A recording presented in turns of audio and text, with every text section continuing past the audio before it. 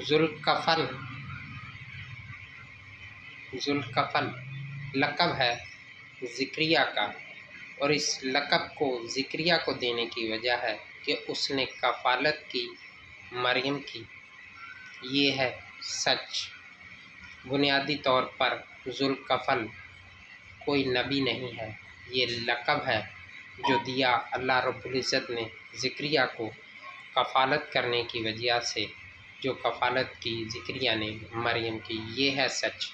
تو اب آپ عربوں سے پوچھیں کہ کہاں ہے ان کا جھوٹ جو انہوں نے گڑھا، اور کہاں پر ہے وہ بندہ جس کے متعلق انہوں نے کہا کہ یہ ذوالکفل ہے اور ان کے مقبرے کھڑے کر دیے۔